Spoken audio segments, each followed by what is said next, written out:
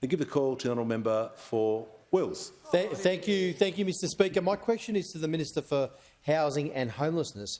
How is the Albanese government alleviating housing stress for more Australians, helping first home buyers by making it easier to save for a deposit and getting people into their own homes sooner? And what are the alternatives? Good question. Give the call to the Minister for Housing and the Minister for Homelessness. Thank you, Speaker, and I really want to thank the member for Wills for that question. Housing is an absolutely massive issue in his electorate. We've met together with some of his young constituents and they've talked to me about the difficulties that they're facing with this urgent national problem. And, Speaker, it's partly due to the advocacy of the member for Wills that we are part of the boldest and most ambitious Australian government on housing in more than a generation. Now, Speaker, when it comes to housing, there's going to be a really clear choice ahead for the Australian people. On this side of the parliament, we've got a Labor government that's investing $32 billion to build more homes for Australians, to help renters and to support Australians into home ownership. On that side, we've got an opposition that wants to cut $19 billion out of housing funding in the middle of a housing crisis. On this side of the parliament, we're working with the states to build 1.2 million homes around the country. On that side, they want to lower the national ambition and scrap a housing target altogether. On this side of the parliament, Speaker, we're investing $10 billion to build tens of thousands of social and affordable homes through the Housing Australia Future Fund.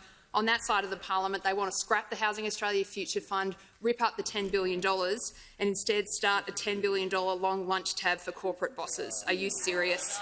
On this side of the parliament, we're investing in building 55,000 social and affordable homes. On that side of the parliament, they produced 9,000 social and affordable homes in their entire decade in office.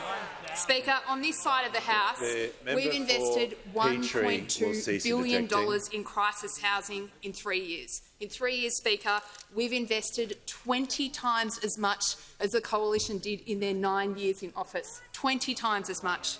Speaker, on this side of the parliament, we've helped 140,000 Australians get into the property market with lower mortgage deposits. That's more than double those on the other side of the parliament who only helped 60,000. Speaker, on this side of the parliament, we've helped 1 million Australian households struggling to pay their rent with a 45% increase in Commonwealth rent assistance.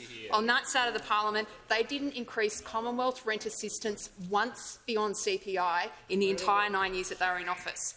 On our side of the parliament, we're training 55,000 tradies that we need to help us build more homes for the country. Over there, they call fee-free TAFE wasteful spending. Now, Speaker, we've got a really clear contrast here between a bold and ambitious government and a coalition that has absolutely no plan for housing. Remember, Speaker, that when they were last in government, they were so checked out of housing that for most of the time that they were in government, they didn't even have a Commonwealth Housing Minister. Speaker, they've spent the last 3 years trying to block and delay critical housing measures. There's a choice here between going back to the bad old days with a negative opposition that ignored the problem for a decade or letting the Albanese government get on the job with dealing with the housing challenges faced by Australians.